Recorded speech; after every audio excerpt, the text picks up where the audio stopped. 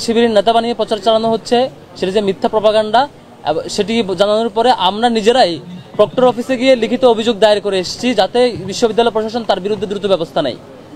এবং এটি করবার পরে আমরা এটিও বলেছি যদি তিনি ব্যক্তি এস এম ফরহাদ বা আমার ব্যাপারে রিড করার কারণে রিয়েকশন দিতেন তাহলে তার আগের দিনেই দিতেন, কারণ তার আগের দিন যখন রিডের নিউজগুলো সবার সামনে আসছে আমাদের যা ফিডব্যাক সেদিন সারাদিন ফিডব্যাক দেওয়া হয়েছে। আমার দিক থেকে আমি তাকে ওয়েলকাম করেছি, শুভেচ্ছা জানিয়েছি এবং বলেছি যে কোর্টে যে রায় হবে সেটি মেনে নেব, সেভাবে ওয়েলকাম করেছি। আমাদের রিয়েকশন সেদিনই আসার কথা। আমাদের কোনো জনশক্তি কোনো ম্যান পাওয়ার থাকলে ব্যক্তি এস এম ফরহাদের বিরুদ্ধে যখনই রিট হয়েছে তখনই সে ব্যাপারে তার একটা রিয়েকশন আসবার কথা। সেদিন একদিন পার হয়ে 24 ঘন্টারও অধিক সময় পার হয়ে দুই দিন পার হয়ে পরের দিন যখন ডাকসু স্থগিতের ঘোষণা আসছে তখন যখন কোনো শিক্ষার্থী রিয়েকশন দেয় তাহলে বুঝতে হবে তিনি এমন একজন শিক্ষার্থী যিনি ডাকসুর ব্যাপারে কনসার্ন, আমার ব্যাপারে কনসার্ন না, এমন কেউ একজন। এটা খুবই ক্লিয়ার সহজ আর্গুমেন্ট। এই জিনিসটা কালকে বুঝাবার পরেও ক্লিয়ার করে বলবার পরেও একটা পক্ষ তাদের রাজনৈতিক দেউলিয়াতের বহিঃপ্রকাশের জন্য তারা তাকে শিবির বানিয়ে প্রচার চালিয়েছে। দুঃখজনক হচ্ছে শুধু সেটি সেই দল করেনি, সেই দল কেন করেছে সে ব্যাখ্যায় আমরা যাচ্ছি। কিছু মিডিয়াও কালকে এমনভাবে প্রচার করছে যে মনে হচ্ছে যে হুমকিটা মনে হয় আমি দিয়েছি, এমনভাবে নিউজ প্রচার করছে। বেশ কয়েকটি পত্রিকাকে কনসার্ন জানানোর পরে তারা চেঞ্জ করেছে শিরোনাম, বলেছে আমরা তো তখন বুঝি নাই, আপনাদের প্রেস কনফারেন্সে তো আসি নাই, ফিডব্যাক জানি নাই, দেখি নাই, এই ধরনের এক্সকিউজ দেখিয়ে ভুলে আমাদের এটা হয়ে গেছে, আমরা ঠিক করে দিচ্ছি। এরকম বেশ কিছু পত্রিকা এবং পোর্টাল তাদের এরকম ফিডব্যাক দিচ্ছে। এটা কেন জানেন? কারণ আমি ক্লিয়ার করি, যুবদলের একজন কর্তৃক চাঁদাবাজির কারণে এক ব্যবসায়ীকে মাথায় পাথর দিয়ে আঘাত করার একটা ঘটনা আপনারা দেখেছেন, সে মারাও গেছে এক পর্যায়ে, এবং সেই নিউজটি সামনে এসেছে যুগান্তরের একজন রিপোর্টের ভিত্তিতে। এটি যখন সামনে আসছে যুবদল পরিচয়, তখন সারা দেশে বিক্ষোভ এবং মানুষের ক্ষোভ আপনারা লক্ষ্য করেছেন। তারপরে কি হয়েছে জানেন? তারপরে হয়েছে যুগান্তরে সেই সাংবাদিকের চাকরি থেকে চাকরিচ্যুত করা হয়েছে।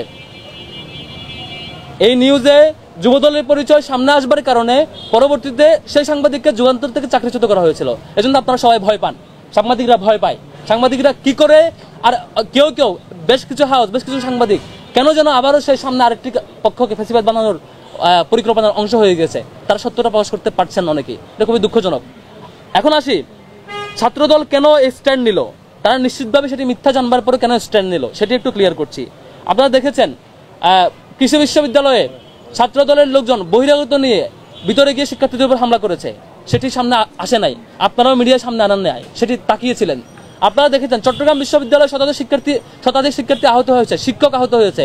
এই রক্তাক্ত একটি ঘটনা যিনি নেতৃত্ব দিয়েছেন সে স্থানীয় বিএনপি, এবং সেটিও সামনে আসে নাই। ইভেন সেই ঘটনার তাৎক্ষণিকভাবে বিএনপি তাকে তার দল থেকে বহিষ্কার করতে বাধ্য করেছে। এত শত সুস্পষ্ট প্রমাণ এবং ভিডিও থাকা সত্ত্বেও মিডিয়ায় সেটি সামনে আসেনি, এবং সেটি যখন সোশ্যাল মিডিয়ায় সমালোচনা হচ্ছিল। তারপরে রাবির ঘটনা আপনারা জানেন, রাবিতে ডাকসুর ব্যাপারে তাদের আন্দোলন পরিচালনা পরিবর্তিত, মানে সুষ্ঠু পদ্ধতিতে আন্দোলন না করে দাবি না জানিয়ে সরাসরি সেখানে ভাঙচুর এবং তালা ঝুলিয়ে দেওয়ার ঘটনা ঘটেছে ডাকসুকে বানচাল করার জন্য, সেটিও তারা ব্যর্থ হয়েছে। এরকম চবি, রাবি এবং বাকরিবি সবগুলো ঘটনা, সর্বশেষ ডাকসু বানচালের ঘটনা, সব কিছুতে ব্যর্থ হয়ে এক পর্যায়ে এগুলো কিভাবে ঢাকবে, এগুলো সামনে আসবে সে আশঙ্কায় শিক্ষার্থীদেরকে ভয় পেয়ে তারা এমন একটি ঘটনা করলো যেটার ব্যাপারে আমরা নিজেরা অ্যাকশন নিয়েছি, নিজেরাই লিখিত অভিযোগ দিয়েছে। ইভেন যে শিক্ষার্থীর ব্যাপারে হুমকি দিয়েছে সে শিক্ষার্থীকে আমি ওভার ফোনে রিকোয়েস্ট করেছি টেক্সট করে যে আপনি যদি কোনো ধরনের আইনি মামলা এখন না করে থাকেন দ্রুত মামলা করেন, এবং সেই ব্যাপারে আমাদের লিগ্যাল টিম আপনাদেরকে সাপোর্ট দিবে। আমি তাদেরকে ওই ভিকটিম শিক্ষার্থীকে যিনি হুমকি পেয়েছেন সেই শিক্ষার্থীকে, একে তো অভিযুক্ত ব্যক্তিকে যিনি অপরাধী তাকে পানিশমেন্টে আওতায় আনার জন্য প্রক্টর অফিসে আমি লিখিত অভিযোগ দিয়েছি। দ্বিতীয়ত যিনি ভিকটিম, যিনি হুমকি পেয়েছেন তাকেও রিকোয়েস্ট করেছে আপনি আইনি অ্যাকশন নিচ্ছেন না কেন, আপনি আইনি অ্যাকশন নেন, সেখানে আমাদের লিগ্যাল টিম প্রয়োজন আপনাদেরকে সাপোর্ট দেবে, সেটিও রিকোয়েস্ট করেছি। এরপরও সেটি হয়নি এখন পর্যন্ত। এত কিছু মারিয়ে তাকে কেন যেন শিবির কর্মী, শিবির নেতা এই ধরনের বানানোর প্রপাগান্ডায় ব্যস্ত। এটা আরো অনেক কিছু কারণ আছে। তার কারণগুলো হচ্ছে, আপনি যখন দেখেন যে গত 5 আগস্টের পর থেকে এখন পর্যন্ত ছাত্রদলের একদম প্রমাণিত সত্য ধর্ষণের কেস 30টা, 44টা, মানে গত মাস পর্যন্ত, গত 1 তারিখ পর্যন্ত, আমি এই মাসটা কাউন্ট করছি না, আমার মানে আপডেট যেটা গত মাসে 1 তারিখ পর্যন্ত, এর আগে মাসে 1 তারিখ পর্যন্ত ছিল 30টা, যেগুলো একদম প্রমাণিত সত্য। এখন এই মাস যোগ করলে 44টা হয়। এই যে সবগুলো প্রমাণিত সত্য ধর্ষণের কেস, তা সত্ত্বেও এবং এখানে গ্রেফতারও হয়েছে এই ধর্ষণের কেসে যারা এরকম অব্যাহতভাবে ধর্ষণের কেসের অন্যতম গুরুত্বপূর্ণ স্টেক হোল্ডার, শিক্ষার্থীরা যাদেরকে ভয় পায়, এই সব ঘটনা যখন সামনে আসে এগুলো কেমনে চাপা দিবে, একটা মানে আর কোনো ইস্যু না পেয়ে সেই ইস্যু সামনে নিয়ে আসার মতো তারা রাজনীতি করছে। এবং শিক্ষার্থীরা এটাই নিশ্চয়ই শিক্ষার্থীরা বুঝে যে আপনারা কিভাবে কি করছে। আমরা আরেকটু কিছু ইয়াতে যাবো, স্লাইড শেমিং এর ইস্যুতে যাবো। আজকে আপনারা দেখেছেন আজকে ছাত্রদের সব জায়গায় মিছিল করেছে, মিছিলের স্লোগান কি দিয়েছে দেখবেন, অনেক জায়গায় তাদের সেন্ট্রাল পেজে সেই মিছিলের ভিডিও আপলোড দিয়ে তারা এনজয় করছে। স্লোগান হচ্ছে একটা একটা শিবির ধরে ধরে জবাই কর, এবং পেজে ভিডিও আপলোড আছে, আপনি আমার কাছ থেকে নেবেন সেই ভিডিও পেজে আপলোড দিয়ে তাদের ছাত্র দলের সেন্ট্রাল পেজে সেটা আপলোড দিয়েছে, একটা একটা শিবির ধরে ধরে জবাই কর স্লোগান ভিডিও সহ পেজে আপলোড দিয়েছে। এই স্ক্রিন রেকর্ড আমাদের কাছে আছে, আপনারা নিতে পারবেন। তো এই ধরনের মানে নৃশংস প্রক্রিয়া যারা যেগুলো আওয়ামী লীগ ফলো করতো সেটি ছাত্রদল আবার ফিরিয়ে আনার চেষ্টা করছে। ছাত্রলীগের যা বৈশিষ্ট্য ছিল, ধর্ষণের কেস, অন্তর্ধনদের কেস, কুন্দলের কেস, চাঁদাবাদের কেস, সবগুলো যখন এখন ঢাকতে পারছে না, এক বছরের মধ্যে শিবিরকে নিয়ে কোনো এজেন্ডা পাচ্ছে না, এখন শুরু হচ্ছে দায় চাপানোর রাজনীতি। আপনারা দেখেছেন প্রকাশ্যে সংবাদ সম্মেলনে কেন্দ্রীয় সভাপতি সেক্রেটারিকে বলছে শিবিরের উপর দাঁড়িয়ে দাও। এটা তাদের পলিটিক্স, এটা তাদের পলিটিক্স। আমরা আসি স্লাইড শেমিং ইস্যুতে, কেস বাই কেস আসবো। ঢাকা কলেজ ছাত্র দলের যুগ্ম সাধারণ সম্পাদক আলী ইমরান তিনি কি লিখছেন, এখানে ক্যাপশন আছে, আপনাদেরকে ভিডিওটা আমরা এর ফাইলটা দিয়ে দিব। আমাদের একজন হচ্ছে তাকে তার কমেন্টটা হচ্ছে ব্যাপারটা এমন হয়ে গেল মিয়া খলিফা নিজেকে সত্যি দাবি করছে। হ্যাঁ তোমাকে আমি দিচ্ছি, আপনি উচ্চারণ করতে লজ্জা পেলে আমাকে দেন। তারপর হচ্ছে এটা আরেকজন তিনি বলছেন খাঁটি কর্মী নাকি, তার পরিচয় সহ এখানে আছে। সবচেয়ে সিগনিফিকেন্ট এটা আসে নাই এই যে সহসভাপতি কেন্দ্রীয় ছাত্র, তারপর হচ্ছে যে কেন্দ্রীয় সহসভাপতি যিনি বর্তমান দায়িত্বে আছেন তিনি হচ্ছে হাসান আল আরির, তিনি বলছেন সাক্ষাৎ হুর তাজজান মাসুদদের খাদ্য। তার কমেন্ট এই যে সেম। তবে আরেকজন দেখেন, সেটা আমাকে মেন করে বলছে, আমি কথা বলতে পারি না, সেটা নিয়ে আমি নারীদেরগুলো ইয়া করি। তারপর দেখেন আরেকজন হেমা চাকমা, তিনি একজন প্রার্থীও। আমাদের আরেকজন প্রার্থীর ব্যাপারে বাজে শব্দ চয়ন লিখছেন, গগ সাউন্ড এখানে লিখছেন তিনি, যেটি মিন করছেন আমাদের আরেকজন নারী শিক্ষার্থী যিনি আমাদের প্রার্থী, এর সাথে নির্লজ্জ ব্যাপার। তারপর দেখেন এখানে আরেকজন, তিনি বলছেন আপু এরা আচ্ছা তুমি হিজাববিহীন জান্নাতি, তাই তুমি এদের জন্য এখন হালাল। এটা আমাদের নারী প্রার্থীকেও উল্লেখ করে তিনি মেনশন করছেন, তার পরিচয় সহ এখানে আছে। প্রোফাইলে দেখেন তার যে আমাদের বিএনপি জাতীয় নেতৃবৃন্দের ছবি আছে। তবে আরেকজন তিনিও সেম, তিনি লিখছেন আমাদের নর্তকীর কাজ হচ্ছে বিভ্রান্তি ছড়ানো, সেক্সি শিলা দিনে কাটবেন না রাতে, মানে কমেন্ট করছে তিনি, তার ছবি সহ এখানে আছে, তিনিও সেই দলের নেতা। তারপর আসেন আরেকজন মানসুর আলম, আজকে অনেক ভালো ভালো বক্তৃতা দিয়েছেন, যিনি আজকে ছাত্র দলের নেত্রী, আজকে সেই ইস্যু করে খুব গরম বক্তৃতা দিয়েছেন। তাদের এই যে 30টা কেস, ধর্ষণের কেস, 44টা যেগুলো সেগুলো ভুলে গেছেন, তিনি মন্তব্য করছেন আমাদের ছাত্রীবন্ধের নিয়ে, সেবাদাসী পুষ্কর গাল কমেন্ট করছেন। তারপর আরেকজন জুমাকে মেনশন করে বলছেন, জুমা আপনি শিবিরের ছেলেগুলোর সামনে এভাবে মন মাতানো ড্যান্স দিয়ে ওদের আওলা জ্বালা করে দিবেন, ওরাও রক্তে মাংস করা মানুষ, ওদের অস্থির হইতে হয়, প্লিজ শিবিরকে ওদের মনে করার জন্য হলো জুমাকে ভোট দিন। মানে জুমাকে মেনশন করে উল্লেখ করছে, তাকে মেনশন করে পোস্ট করছে। আরেকজন দেখেন তিনি আমাদের আরেকজন প্রার্থীকে মেনশন করে বলছেন শিবিরের ব্যবসা বিষয়ক সম্পাদক, তিনিও সেই দলের আরেকজন।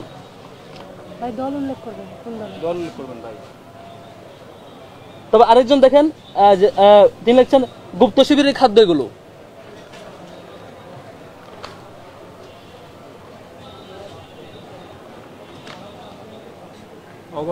এখানে অসংখ্য আমার কাছে, মানে এখানে তো সবগুলো আনি নাই, 5 শতাধিক এরকম স্ক্রিনশট প্রিন্ট করা আছে, সবগুলোই মানে মুখে উচ্চারণ করার মতো ল্যাঙ্গুয়েজ না আর কি। একটা সংগঠনের তার সকাল বিকাল, এবং ঢাকা বিশ্ববিদ্যালয়ে তারা আবার মিছিলের নেতৃত্ব দেয়, বক্তব্যের নেতৃত্ব দেয়, এমন সবগুলো আর কি। এই যে এখানে আরেকজন, মানে এই শব্দগুলো আসলে উচ্চারণ করার মতো না আর কি।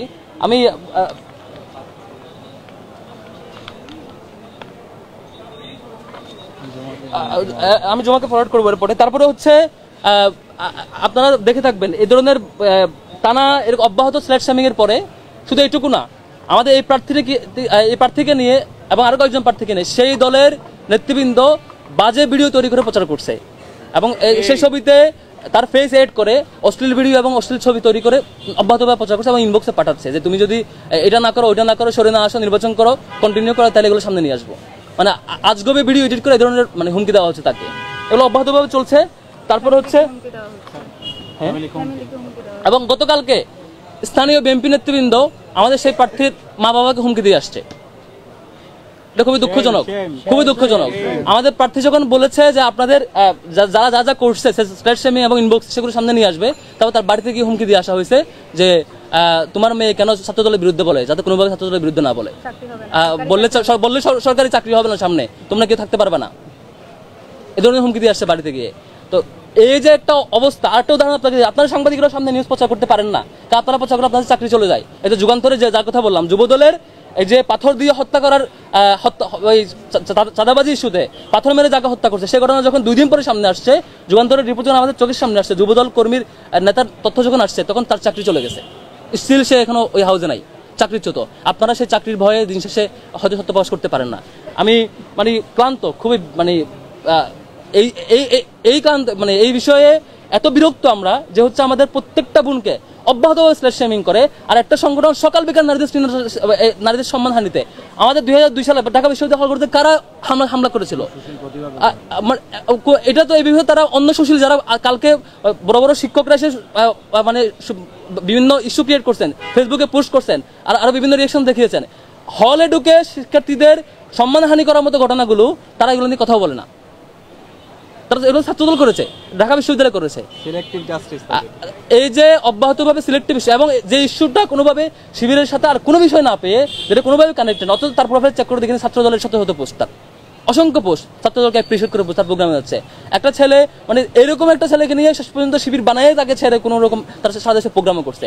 রাজনৈতিক দেউলিয়ত কোন লেভেলে গেলে শেষ পর্যন্ত তারা মানে ডাকসু নির্বাচনকে ভয় পেয়ে তারা মনে করছে এভাবে ভোট পাবে। তারা মানে যে এজেন্ডা তাদের এজেন্ডাই না, এটা এজেন্ডা হওয়ার মতো ইস্যু না, সেটাকে এজেন্ডা মানে সারা দেশে মিছিল করে, আবার সেই মিছিলের স্লোগান দেয় একটা শিবির ধরে ধরে জবাই করে, সেই ভিডিও আবার পেজে আপলোড দেয়। এ হচ্ছে আমাদের বর্তমান 24 পরবর্তী নতুন বাংলাদেশ গড়বার যে শপথ আমরা নিয়েছিলাম সেটি বর্তমান অবস্থা। আমি টোটাল বিষয়গুলো নিয়ে কথা বলার জন্য, তাদের স্ল্যাট শামিং নিয়ে যে কাজ হয়েছে সেগুলো কথা বলার জন্য অনুরোধ করছি আমাদের ফাতিমা তাসনিম জুমাকে।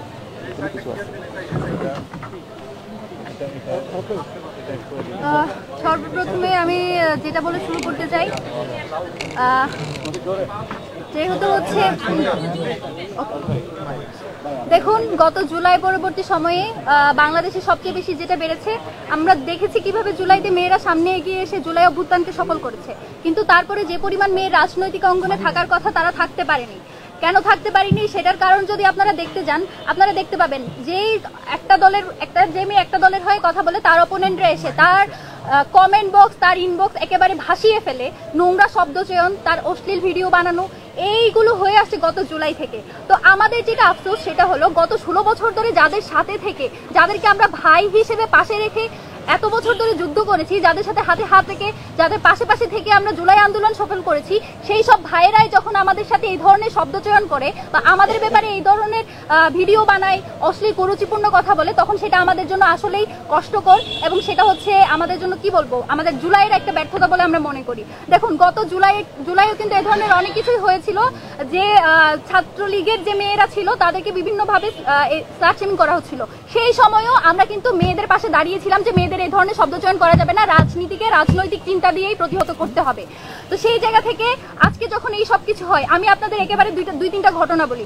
যখন আমাদের ভাইয়েরা, ছাত্রদলের ভাইয়েরা যখন এই ফ্রেমিং করার চেষ্টা করে যে কারো কি ধরনের কে কাকে সমর্থন করে সেটার ভিত্তিতে যদি কেউ নেতা হয়ে যায়, এই যে পোস্টেড নেতা সহসভাপতি কেন্দ্রীয় হাসান আল আরিফ, সেই যে আমাকে টারজান মাসুদের খাবার বলেছে।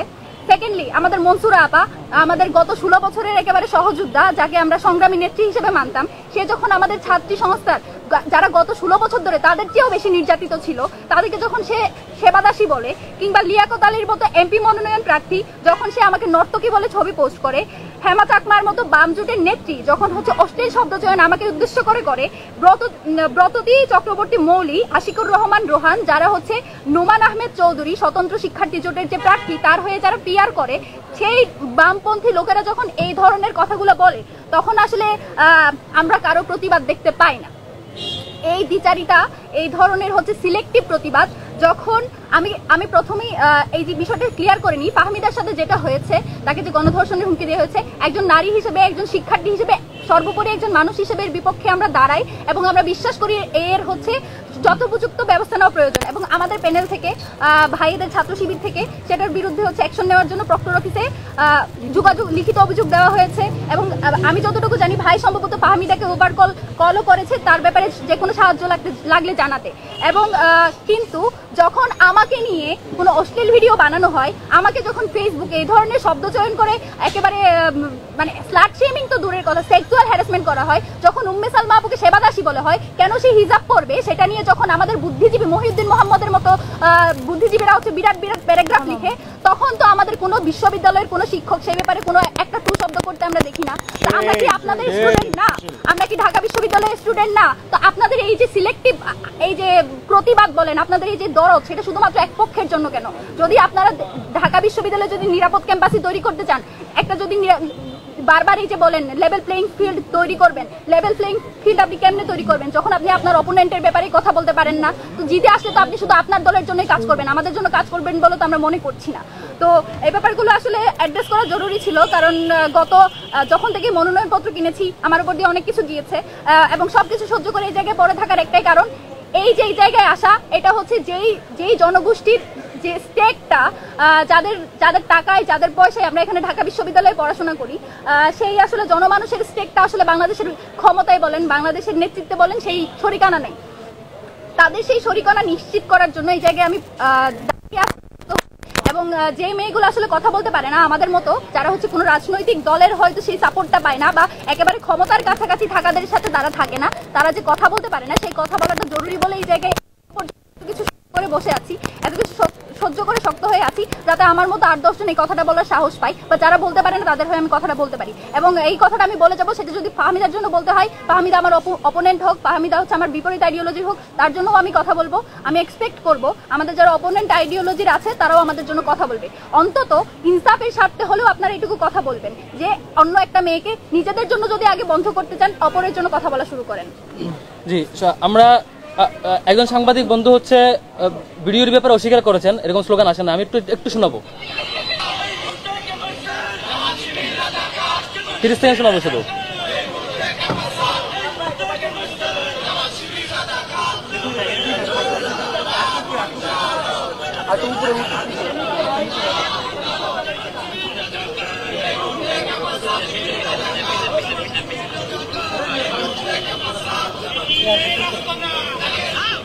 স্লোগান হচ্ছে শিবিরের আস্তানা জ্বালিয়ে দাও, পুড়িয়ে দাও। হ্যাঁ, এরপরে স্লোগান হবে একটা শিবির ধরে ধরে যাবে। আমি শোনাই আপনাদেরকে।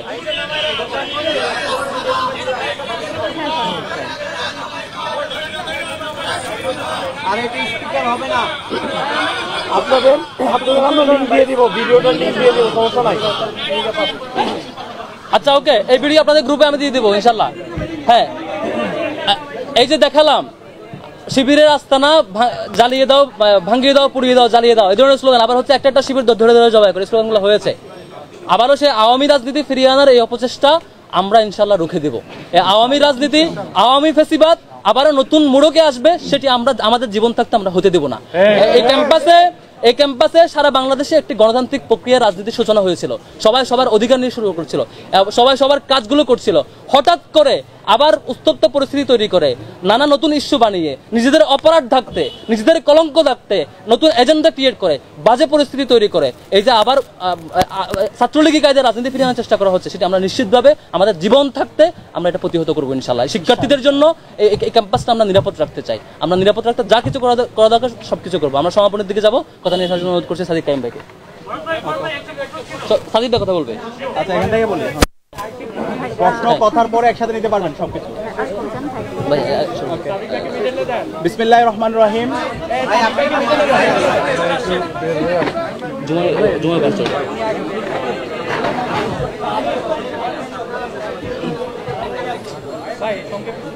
ওকে ওকে ওকে ভাই। বিসমিল্লাহির রহমানির রহিম। ঐক্যবদ্ধ শিক্ষার্থী জোটের পক্ষ থেকে আমরা যেদিন থেকে প্রচারণা শুরু করেছিলাম সেদিন থেকে আমরা সিন্ডিকেটের প্রপাগান্ডা দেখতে পাচ্ছি। ঐক্যবদ্ধ শিক্ষার্থী জোট আমাদের পক্ষ থেকে যখন আমরা স্বপ্নের কথাগুলো বলছিলাম, শিক্ষার্থীদের ভাবনার কথা বলছিলাম, শিক্ষার্থীদের আকাঙ্ক্ষার কথা বলছিলাম, কেমন ঢাকা বিশ্ববিদ্যালয় চাই সেটা রূপরেখা আমরা দেখাচ্ছিলাম, ঠিক সেই সময়ে আমাদের যারা প্রতিদ্বন্দ্বী আছে, আমরা যাদেরকে বন্ধুপ্রতি মনে করি, তারা প্রতিনিয়ত আমাদের বিরুদ্ধে সিন্ডিকেটের প্রপাগান্ডা শুরু করেছিল। এবং 26শে অগাস্ট আপনাদের মনে থাকার কথা, সেদিন চারুকলায় আমাদের একজন প্রার্থীর ছবি বিকৃত করা হয়েছে এবং সেদিনে আমরা প্রশাসনে লিখিত অভিযোগ দিয়েছিলাম। আজকে প্রায় 7 দিন হয়ে গেল, বিশ্ববিদ্যালয় প্রশাসন কোনো ধরনের ব্যবস্থা নিতে পারে নাই। এবং একই সাথে এখানে আমরা যারা প্রার্থী আছি সকল প্রার্থীদের বিরুদ্ধে ক্রমাগত প্রপাগান্ডা। আমি আপনাদেরকে একটা কাজ দিয়েছিলাম, আমাদের ফেসবুক আইডিগুলোতে গিয়ে কমেন্ট সেকশন একটু চেক করা। সে কমেন্ট সেকশন যদি একটু চেক করেন, প্রত্যেকটা কমেন্ট সেকশন সেটা হচ্ছে বট ফোর্স চালাই। বট ফোর্স কারা চালায় সেটা আপনারা জানেন। প্রত্যেকটা আইডি তারা আমাদের বাপ মা ধরে আমাদের বোনদেরকে যে ভাষায়, অশ্রাব্য ভাষায়, তাদের নিজেদের আইডি থেকে এবং তাদের ফেক আইডি থেকে, বট আইডি থেকে যেভাবে তারা অশ্লীল ভাষায় যে শব্দচয়নগুলো করে, সেগুলো ঢাকা বিশ্ববিদ্যালয়ের শিক্ষার্থী হিসেবে আমরা শব্দচয়ন করতে চাই না। তো আমরা এই ধরনের সিন্ডিকেটের প্রপাগান্ডার প্রতিবাদ জানাই। আমরা মনে করি ঢাকা বিশ্ববিদ্যালয়ের আমরা যারা শিক্ষার্থীরা আছি, আমরা যারা প্রার্থীরা আছি, আমাদের সবাইকে দায়িত্বশীল আচরণ করা দরকার। যেটা অন্যায় সেটাকে বুক ফুলে অন্যায় বলা দরকার। কিন্তু আমরা দেখতে পাই সিলেক্টিভ প্রতিবাদ। যখন আমার বোন সাবিকুন নাহা তামান্নার উপর যখন সাইবার বুলিং হয়, অথবা আফসানার উপর যখন সাইবার বুলিং হয়, যখন উম্মে সালমার উপর সাইবার বুলিং হয়, অথবা ফাতিমা তাসনিম জুমার উপর সাইবার বুলিং হয়, তখন ওটাকে জাস্টিফাই দেওয়া হয়, তখন তাদেরকে শিবির বলে ফ্রেমিং করা হয়। কিন্তু যখন অন্য কোনো ঘটনা হয়, ওই ঘটনা আমরাও প্রতিবাদ জানাই। সবার আগে যখন কালকে ঢাকা বিশ্ববিদ্যালয়ের যে শিক্ষার্থী, জওহলের শিক্ষার্থী একজন নারীকে যে শব্দচয়ন করেছে, সবার আগে আমরা প্রতিবাদ জানিয়েছি। আমরা বিশ্ববিদ্যালয় প্রশাসনের সাথে কথা বলেছি এবং আমরা লিখিত অভিযোগ দিয়েছি প্রক্টরের কাছে, যেন দ্রুত সময়ের মধ্যে তার বিরুদ্ধে ব্যবস্থা নেওয়া হয়। কিন্তু আমরা দেখতে পেয়েছি তাকে দায় মুক্তি দেওয়ার জন্য সকল গ্রুপ ঐক্যবদ্ধ হয়ে গিয়েছে। যে অপরাধী তার বিচার না করে, যখন আমরা বিচার চাচ্ছিলাম, সেই বিচার না করে তাকে দায় মুক্তি দিতে চাই, তাকে শিবির নেতা বলে তাকে ফ্রেমিং করতে চাই। এইটা কোন ধরনের হিপোক্রেসি ভাই? গত 16 বছরে হাসিনা তো এই ধরনের এই যে ন্যারেটিভ, এই ধরনের যে আদারিং, এই ধরনের যে হচ্ছে প্রপাগান্ডার মাধ্যমে তো সে টিকেছিল। আপনারা কি আবার হাসিনার পথ বেছে নিলেন? আমরা এই ধরনের ন্যাক্কারজনক যে ঘটনা, যে এই সমস্ত বুদ্ধিজীবী, সোকল বুদ্ধিজীবী যারা নিজেদেরকে দাবি করে, যারা এই ধরনের হিপোক্রেসি করছেন, আপনাদের এই ভণ্ডামি জাতির কাছে পরিষ্কার হয়ে গেছে। এবং আমরা পুরো জাতিকে অনুরোধ করব, এই যে হচ্ছে কালচারাল ফেসিস চক্র, তারা যে আবার এই জাতিকে বিভিন্নভাবে বিভ্রান্ত করার চেষ্টা করছে, দিল্লির যে বয়ান, ফেসিবাদী বয়ান, বাকশালী বয়ান ফিরে নিয়ে আসার চেষ্টা করছে এবং ডাকসুর নির্বাচনকে বানচাল করার চেষ্টা করছে, তাদের বিরুদ্ধে আমাদেরকে প্রতিবাদ প্রতিরোধ জারি রাখতে হবে। যারা সামনে থেকে, পেছন থেকে এবং গুপ্ত অবস্থায় ডাকসু নির্বাচনকে বানচাল করার চেষ্টা করছে এবং সারা দেশের সকল ছাত্র সংসদ নির্বাচনকে বানচাল করার চেষ্টা করছে এবং ক্যাম্পাসগুলোকে অস্থিতিশীল করার চেষ্টা করছে, তাদের বিরুদ্ধে আমাদের অবস্থান জারি রাখতে হবে। এখানে একটার সাথে একটা কানেক্টেড, সব ডটগুলো আমাদের মেলাতে হবে এবং আপনাদের দায়িত্ব দিয়ে গেলাম, সে জায়গায় আপনারা এই ডটগুলো মেলাবেন। এবং একই সাথে আমরা দেখতে পেয়েছি যেই ছেলেটা গতকালকে ওই একজন শিক্ষার্থীকে এইভাবে হচ্ছে সে যে শব্দচয়ন করেছে, ওই ছেলের ফেসবুকে যদি আপনারা যান, ছাত্রদলকে অ্যাপ্রিসিয়েট করে তার অনেকগুলো পোস্ট আছে। তো আপনারা একটা ছবি পাইলেন সে কোন সময় কোন প্রোগ্রামে গেছে, তাহলে এই যে ছাত্রদল সংশ্লিষ্ট তার 10-এর অধিক যে পোস্ট আছে, তো এইটা দ্বারা কি প্রমাণিত হয়? সে তো অনেক অ্যাক্টিভ ছাত্রদল। তো এটার বিরুদ্ধে আপনারা কেন কথা বলছেন না? এই যে এই ধরনের ফ্রেমিং করা, ভাই আমরা এখন ডাকসু নির্বাচন করছি, আমরা প্রতিদিন কমপক্ষে 2 থেকে 3 হাজার শিক্ষার্থীর সাথে আমাদের সাক্ষাৎ, শিক্ষার্থীরা ছবি তুলে। এখন এই ছবি তোলা মানে যদি সে শিবির হয়ে যায়, তাহলে তো এটা একটা ধরনের হিপোক্রেসি। এবং এই ধরনের ফ্রেমিং এর রাজনীতি, এই ধরনের ভণ্ডামি রাজনীতি আপনারা বন্ধ করেন। আপনাদের শিক্ষার্থীদেরকে নিয়ে ভাবনা, শিক্ষার্থীদেরকে নিয়ে চিন্তা, সেগুলো আমাদের জাতির সামনে নিয়ে আসেন। এবং আমরা ঐক্যবদ্ধ শিক্ষার্থী জোটের যে স্বতঃস্ফূর্ত রেসপন্স দেখতে পাচ্ছি, আমরা আশা করি ইনশাআল্লাহ 9 তারিখ ব্যালট বিপ্লব হবে এবং সেই ব্যালট বিপ্লবে ঐক্যবদ্ধ শিক্ষার্থী জোটে আমরা যারা প্রার্থী আছে সবার ভূমিধ্বজ বিজয় হবে। এবং আমি সবাইকে অনুরোধ করব, যত ছাত্র সংগঠন আছে, যত প্রার্থী আছে, আমরা যেন আইডিয়ার প্রতিযোগিতা করি, আমরা যেন সততার সাথে রাজনীতি করি। কিন্তু আমরা যদি এইভাবে ব্লেমিং, ফ্রেমিংয়ের রাজনীতি করি, নিজেদের গর্ত নিজেরাই করতেছি। তো এখানে শিবিরের কিছু হবে না, আপনাদের নিজেদের গর্ত নিজেদের জন্য করতেছেন। তো আমি সবাইকে দায়িত্বশীল আচরণ করার জন্য অনুরোধ করবো। আসসালামু আলাইকুম।